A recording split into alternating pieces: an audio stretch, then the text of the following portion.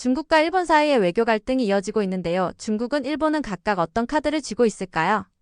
중국과 일본이 사실 이제 대만 유사 문제로 갈등을 빚고 있고 서로 뭐 여행객이라든가 뭐 수산물 금지, 중국은 일본에 대해서 한일령, 우리 뭐 한알령 이런 거 아시다시피 일본 거 금지하는 이런 게 많이 지금 서로 그 갈등을 빚고 있습니다. 그런데 이제 결국 중국이 1월 6일에 일본을 상대로 전가의 보도처럼 휘둘르는 히토류 카드를 꺼냈어요. 그 히토류는 전 세계에서 중국이 거의 90%를 재련을 해내고 있기 때문에 절대적인 공급망 우위를 가지고 있는 분야입니다. 2010년도에 중국과 일본이 그 려위다오라고 그러죠. 센가쿠 열도, 조오도 분쟁이 났을 때 이미 한번 그 일본에게 이 히토류 카드를 쓴 적이 있고요.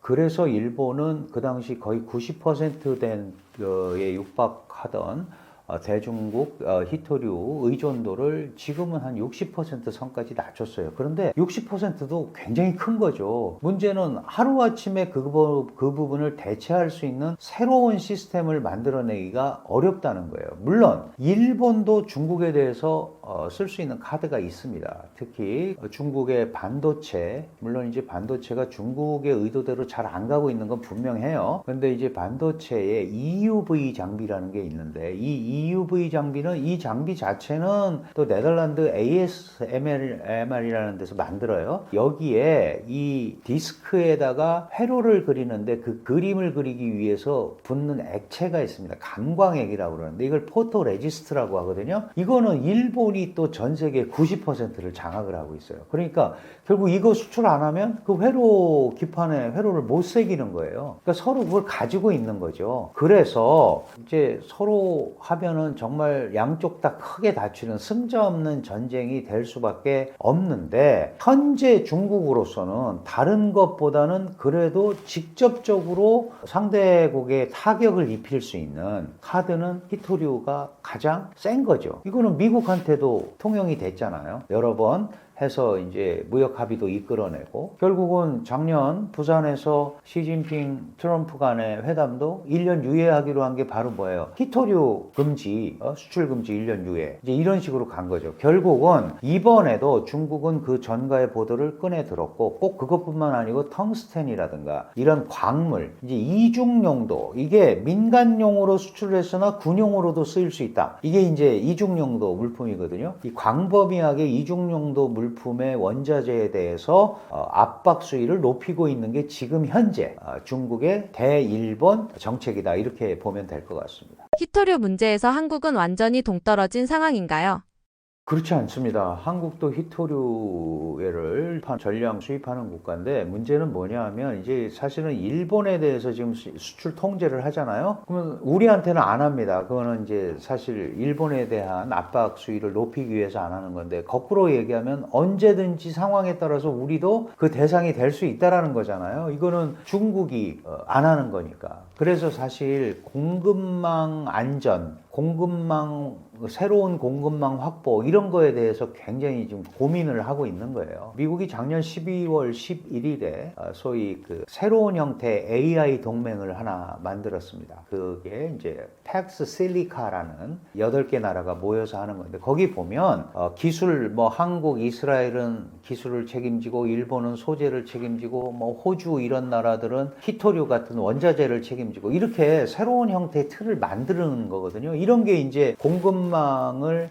안정적으로 확장하는 거죠. 근데 지금 우리도 여기에는 전혀 자유롭지 못하죠. 그래서 한중 회담이나 이런 게 나올 때마다 공급망 협력이라는 게 계속 나오는 이유가 거기에 있습니다. 물론 일방적으로 중국이 모든 카드를 쥐고 있는 건 아니에요. 말씀드렸지만 중국도 수입해야 될 게 많고요. 그 공급망에서 자유로운 국가가 아닙니다. 석유도 수입해서 써야 되고요. 곡물도 수입해야 되고 식량도 수입해야 되고 여러 가지로 다 얽히고 설켜 있기 때문에 특별하게 외교적 문제가 안 생기면 그런 걸 가지고 상대방을 제어하거나 이렇게 하기에는 지금 중국 입장에서 쉬운 상황은 아니다 이렇게 말씀드릴 수 있습니다. 중국은 왜 히토류를 수출 중단이 아니라 관리 방식으로 다루나요? 그냥 수출을 중단한다는 거는 수출을 이제 안 한다는 거잖아요. 그렇게 하면은 이건 국제 공급망을 완전히 끊는 비인도적 행위가 되겠죠. 그래서 사실은 우리가 이제 중국의 히토류를 수입해야겠다 그러면 여러 가지 절차가 있잖아요. 원래 수입 신청서를 내고 그게 현재 전달이 되고 뭐 이러는데 정상대로 하면은 한 40일에서 45일이 걸린답니다. 원래대로 하면. 그러면 이제 어떤 업체가 중국에 계속 같은 품목의 히토류를 수입을 하면 그게 계속 하는 거잖아요. 그러면 이제 이 일반적인 룰에 의해서 이 업체가 또 왔구나. 그러면 이게 속도가 붙으면 대개 3일에서 7일 안에 그냥 해주는 거예요. 그런데 이 수출을 관리한다라는 게 이제 어떤 의미냐 하면 지금 관례에 따라서 3일이나 일주일 만에 해줬던 것들을 어떻게 다시 처음부터 하는 시스템으로 가서 40일, 45일 만에 허가를 내주는 거죠. 이게 이제 준법 관리입니다.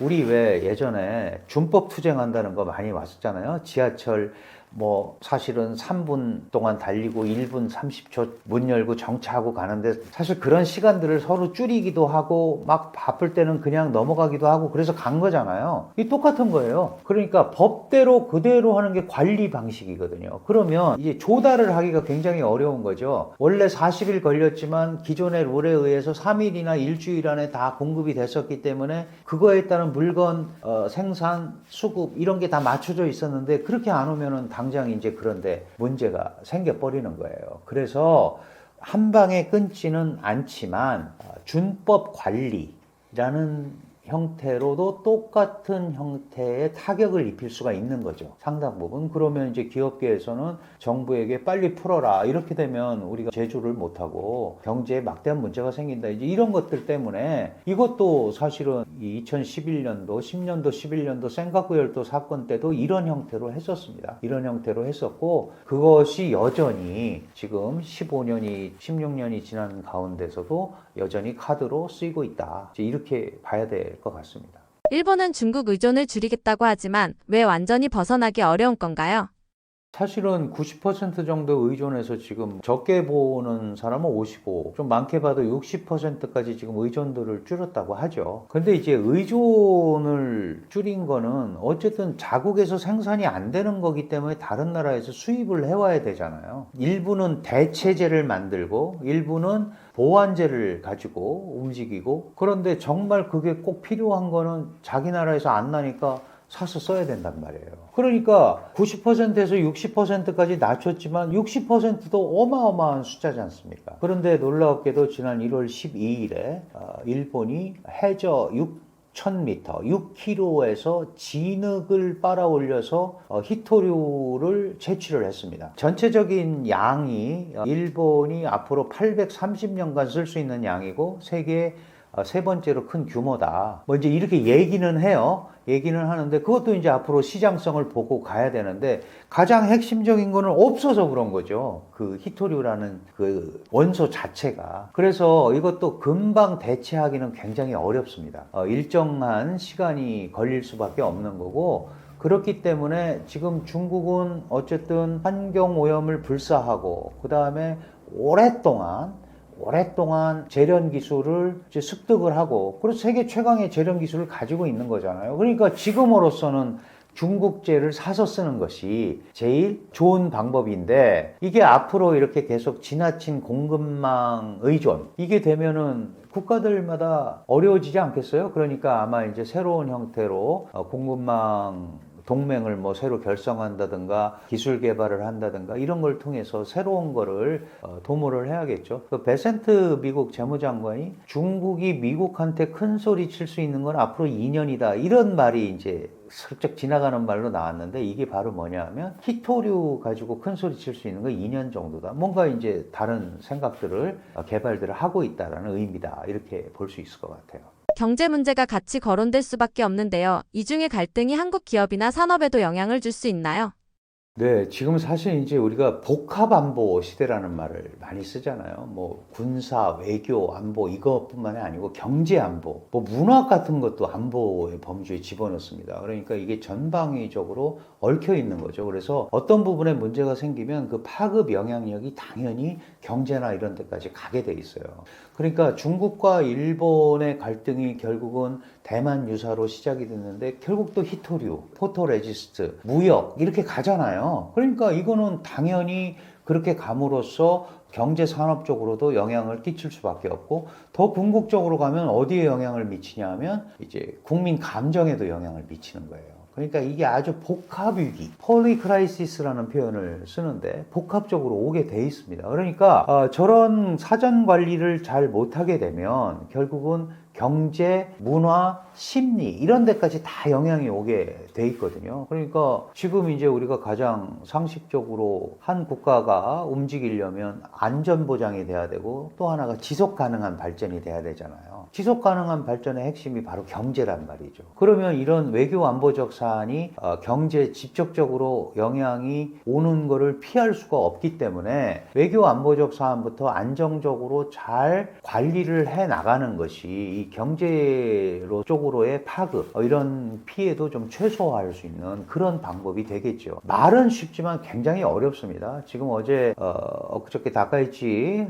산하의 자민당이 전후 최대 압승을 했단 말이죠. 그러면 보수 성향, 우익 성향을 가지고 있는 산하의 입장에서 그 전에 보면 독도 문제라든가 우리 위안부 문제라든가 이런 데 대해서 우리 생각과는 또 다른 형태의 생각을 하고 있는 거거든요.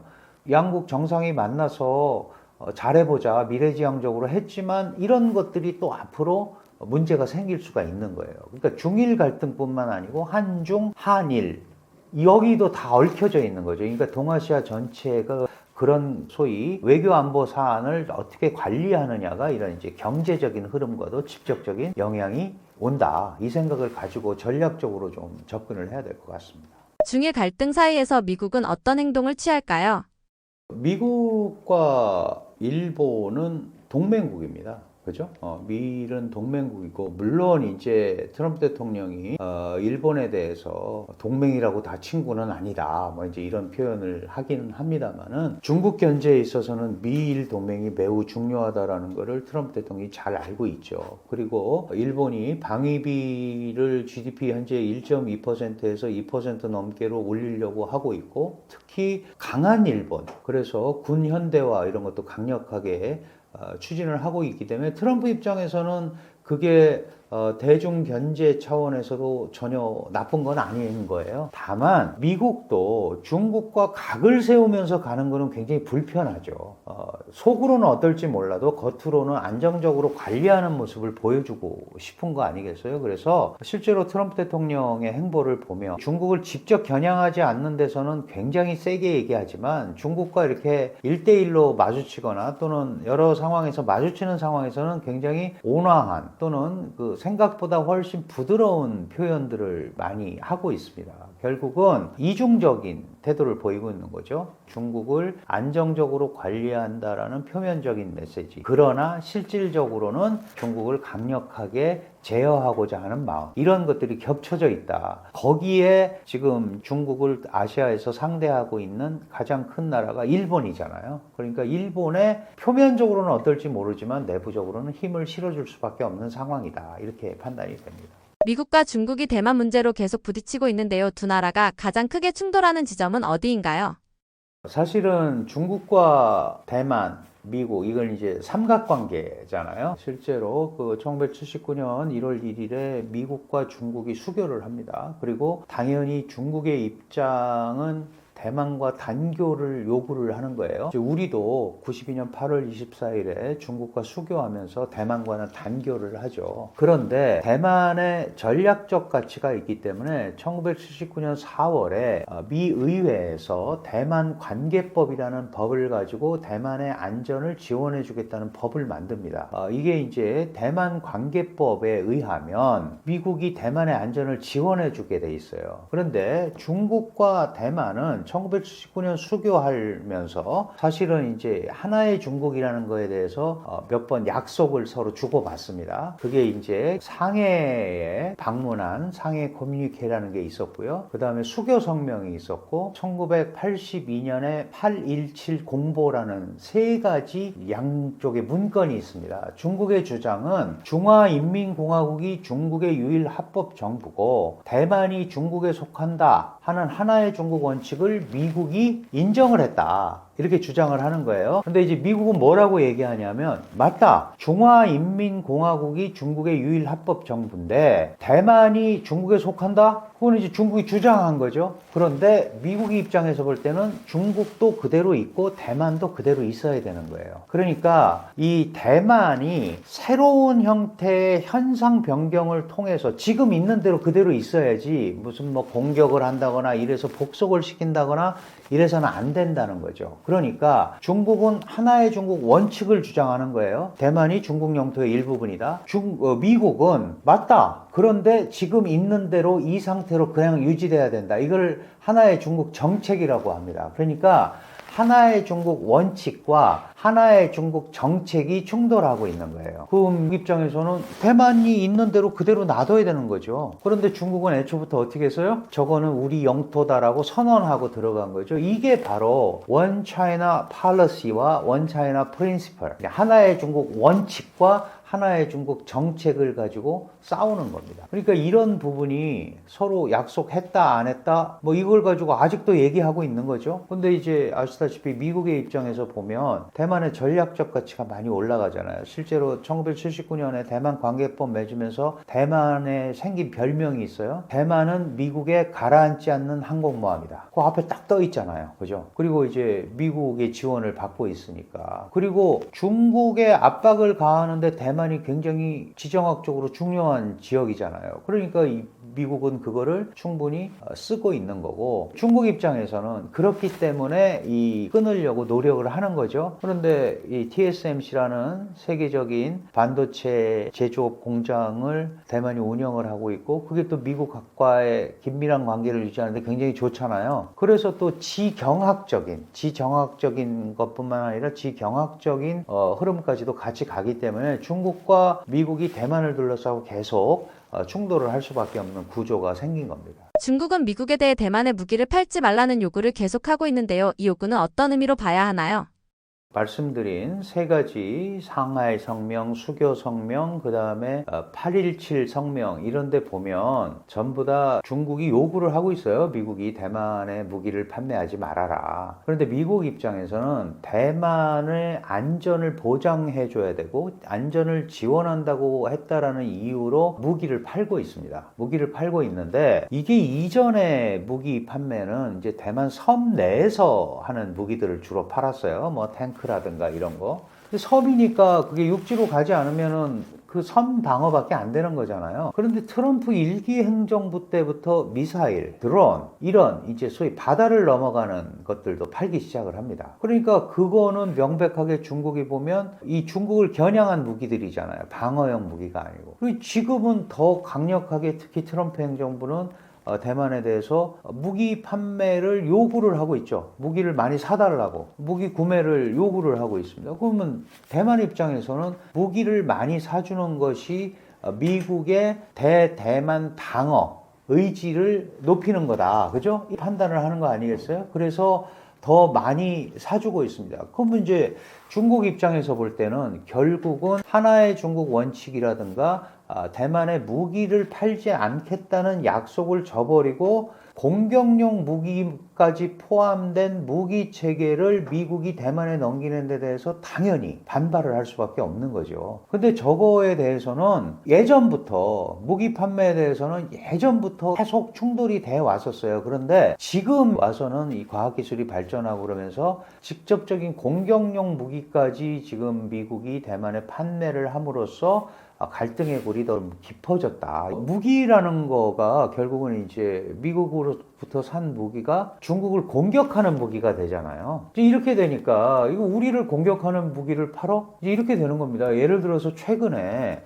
지금 미국이 이제 한국에 미국 군함 수가 굉장히 모자른데 우리 한화, 필리조선소나 이런 데서 이제 군함 건조해 달라. 그리고 그거 하나 갖고 모자르니까 조선소를 더 인수해야겠다. 뭐 호주에 가서도 조선소 인수하고 이제 이게 무슨 의미냐 하면 결국은 거기에서 미국의 군함이 제조가 됐다 이거예요. 어디서 제조됐건 한국이 만들었는데 그러면 그 무기가 바로 중국을 겨냥하는 무기가 된 거잖아요. 그러면 한국이 만들어준 무기로 미국의 군함이 돼서 그게 중국을 견제한다 이런 거죠. 똑같은 거예요. 대만에 들어온 무기는 미국이 지원을 해줬지만 그걸 가지고 중국과 각을 세우는 무기가 되는 거잖아요. 그러니까 이 패턴을 그냥 놔두면 계속해서 대중국 견제용 무기들이 계속 들어가는 거죠. 그러면 이거를 자기네를 겨냥한 무기가 들어오는 거를 그것도 대만이 갖고 있는데 대만이 자기네 바다 150km 밖에 안 떨어져 있잖아요. 여기에 있는데 그거를 수수방관하기가 굉장히 어려운 거죠. 그래서 더 민감하게 반응을 할 수밖에 없습니다. 그리고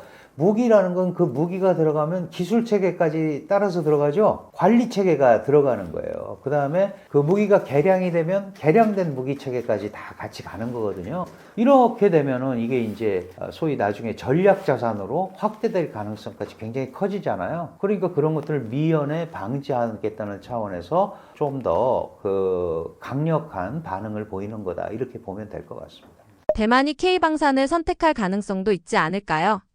사실 대만 같은 경우는 그 한국하고 이제 국민 소득이 오르락 내리락 하고 물론 이제 전체 시장 상황은 우리보다 인구가 반밖에 안 되기 때문에 적습니다만은 사실 지금 요새 대만이 가장 부러워하는 게 한국의 방산 산업이에요. 방위 산업. 자신들도 할 수 있을 거라고 생각을 했는데 사실 못 했고 우리 뭐 예전에 선박이나 울산함이나 이런 거 수주를 우리한테 사가려고 하다가 뭐 여러 가지 이유로 안 되기도 했었고 또 한국의 잠수함 기술을 한간에 의하면 이제 빼내려다가 문제가 생겼고 막 그래서 이제 여러 가지로 그 군사과학 기술 쪽에서는 한국이 많이 뒤처져 있습니다. 그런데 지금 최근에 한국의 K방산이 세계적으로 뜨면서 한국 무기들이 가성비가 굉장히 좋잖아요. 그리고 델리버리 하기도 굉장히 좋죠. 인도하기도 가까우니까. 근데 사실 한국으로서는 이제 고려할 게 많은 거죠. 아까 얘기하는 게 우리가 대만에 무기를 팔면 그 무기가 중국을 겨냥하게 되는 건데 한중 관계도 문제가 복잡해질 수 있잖아요. 그래서 그런 것까지는 물론 국제 무기 산업도 산업이고 그것도 경제와 관련된 또 문제일 수도 있기 때문에 모든 거를 국가가 다 통제하고 그럴 수는 없겠습니다만은 어쨌든 대만은 지금 점증하는 중국으로부터의 위협을 방어하기 위해서 상당한 소위 타국 무기에 대한 관심을 갖고 있는 건 분명하다. 그런데 이제 한국 입장에서는 이제 중국과의 관계를 또 고려하지 않을 수가 없는 거고 최근에 이제 다카이치 사나이 일본 총리가 대만 유사가 일본 유사다 그랬으니까 일본이 개입해 주려는 거를 좀 천명을 했잖아요. 근데 그거는 미일 동맹이 집단 자위권을 행사한다라는 차원에서 가는 거거든요. 그러니까 역시 대만은 미국, 일본 여기에 기댈 수밖에 없는 지금 그런 구조입니다. 다른 방법이 없죠. 그러니까 무기도 거기에서 도입을 할 수밖에 없는 거예요. 중국이 군사 말고도 에너지나 무역 문제를 압박카드로 꺼낼 가능성이 있나요? 사실은 에너지 같은 경우는요, 중국은 에너지 수입국입니다. 산유국이기도 하고 하지만, 뭐 에너지 거의 70%를 수입을 해서 써야 돼요. 그럼 예를 들면, 지금 이제 러시아나 베네수엘라, 이런 데서 석유 도입을 해서 썼잖아요. 그리고 그런 것들로, 그게 이제, 미국의 제재를 받고 있는 국가들인데, 그런 데서부터 조금 더 국제 원유 가격보다 싼 가격으로 많이 샀는데, 지금 베네수엘라도 문제가 생겼고, 러시아도 지금 계속되는 전쟁이 굉장히 좀 어려워지고 있고 그러면 에너지를 카드로 쓰기는 굉장히 어렵죠. 오히려 이제 미국한테 사서 써야 되는 거예요. 특히 중동 원유가 들어와야 되거든요. 뭐 러시아에서 예를 들어서 가스관이나 이런 이제 송유관을 통해서 들어오는 것도 있지만 많은 석유들이 역시 홍해, 아라비아해를 통해서 말레카 해협을 거쳐서 남중국해로 해서 중국으로 들어온단 말이에요. 근데 이 아시다시피 말레카 해협은 미 해군이 미 항공모함 전단이 통제권을 행사하고 있습니다. 그러니까 이 문제가 생기면은 오히려 중국으로 들어가는 이런 수송로가 저 위쪽 동네에서 막혀버리는 거죠. 그래서 그 에너지를 가지고 그 카드로 쓰기는 굉장히 어렵고요. 무역도 마찬가지입니다. 무역도 중국은 제조업 국가잖아요. 지금 거의 뭐 30% 이상의 전 세계 제조업 1위인데 물건을 많이 만들었다는 건 많이 팔아야 된다는 뜻이에요. 만약에 국제사회로 안 나가면 중국 국내에서 소비를 하면 되죠. 그게 내수 진작인데 국내에서 다 쓸 수가 없잖아요. 그러니까 국제적으로 자신들이 만든 제품들이 팔려 나가야 되거든요. 근데 이제 그런 것들이 지금 국제적으로 어떤 미국의 관세 압박, 그다음에 다른 나라한테도 규제 조치를 많이 받고 있지 않습니까? 특히 전기차나 이런 거. 이런 거에 대해서 카드로 쓰기는 굉장히 어렵고 지금 중국이 가장 요긴하게 쓸 수 있는 방법은 아시다시피 히토류입니다. 그래서 히토류를 가지고 얘기를 하는 거예요. 히토류는 뭐 대표적인 공해산업이고 말 그대로 히토라는 거는 희귀한 흙이라는 뜻이잖아요. 희귀 금속류라는 뜻인데 전 세계적으로 여기저기 많이 묻혀 있죠. 많이 묻혀 있는데 이 많이 묻혀 있는 거를 원소 상태로 있기 때문에 금속 재련하는데 어마어마한 소위 그 환경 오염이 일어나는 거예요. 다른 나라가 다 포기했을 때 그걸 중국이 한 거죠. 그러다 보니까 거의 90% 이상의 점유율을 가지고 있고 이렇게 되다 보니까 아무도 중국의 히토류에서 자유로울 나라가 없는 거죠. 그런데 이걸 계속 압박을 하게 되면 반히토류 동맹이 자연스럽게 생길 수밖에 없죠. 좀 그렇지 않아도 압박에 시달리고 있는데 이렇게 가면 안 되겠다. 사실 그런 것들이 많이 지금 나오고 있잖아요. 뭐 미국을 중심으로 한다든가 일본이 얼마 전에 뭐 해저에서 히토류 끌어올렸다든지 뭐 이런 얘기들이 자꾸 나옵니다. 그러니까 이런 것들이 이제 미중 간에 또는 중국의 대세계 전략에서 이제 히토류 카드가 여전히 유효하지만 과연 언제까지 갈 수 있을까? 이거는 또 이제 별개의 문제입니다. 결국은 미국과 중국이 이제 이런 거를 놓고 싸우는 것도 싸우는 거지만 세계 양강이잖아요. 그죠? 이제 이런 메시지를 계속 갈등하고 있는 메시지를 주게 되면 국제 정세나 국제 경기에도 굉장히 안 좋거든요. 그러면 이걸 어떻게 안정적으로 관리하면서 간다. 당연히 싸울 수밖에 없죠. 제한된 경쟁을 하지만 그릇은 깨지 않는 경쟁, 관리된 경쟁, 뭐 이런 표현을 학문적으로는 쓰는데 이런 메커니즘을 만들어가는 게 지금 미중으로서 매우 중요하다. 그런 의미에서 이제 4월에 트럼프 대통령이 중국을 방문을 하고 잘 되면 11월 중간선거 이전에 시진핑 주석을 워싱턴으로 부른다. 이거는 어쨌든 미중 관계를 안정적으로 가져가겠다고 하는 양측의 노력이 투영이 돼 있는 거겠죠. 이거 조금 우리가 지켜봐야 될 것 같습니다. 네, 저는 한국외국어대학교에서 중국 공부도 하고요. 또 학생들하고 같이 고민도 하는 강준영이라고 합니다. 이제 요즘 뭐 세상이 너무 복잡해서 우리가 이해하기가 굉장히 어려운데요. 한 번에 다 이해할 수는 없습니다. 다만 우리가 관심을 가지고 조금씩 깊게 들어가다 보면 보이지 않는 것들이 보이기 시작하고 그런 상황들이 나타나는 거거든요. 그러니까 너무 조급하게 생각하시지 마시고 좀 관조하는 듯한 느낌으로 이 관심을 갖고 바라보셨으면 좋겠습니다. 그런 의미에서 저도 개인적으로 이렇게 여러분하고 유튜브로 소통하고 있습니다만은 얼마 전에 강준영이 딥차이나라는 유튜브 채널을 하나 열었습니다. 저희 딥차이나도 깊이 사랑해 주시고요. 많은 것들을 보고 느끼고 이해해야 됩니다. 아는 만큼 보인다라는 말이 원래 그렇거든요. 누가 100% 맞는 말을 얘기하는지는 아무도 알 수 없습니다. 특히 중국 문제에 관한 하는 다양한 형태로 고민하고 이렇게 바라보는 시각을 정돈해 가는 것. 그게 우리가 현상을 꿰뚫어 보는 지름길이 아닐까 이렇게 생각이 됩니다. 고맙습니다.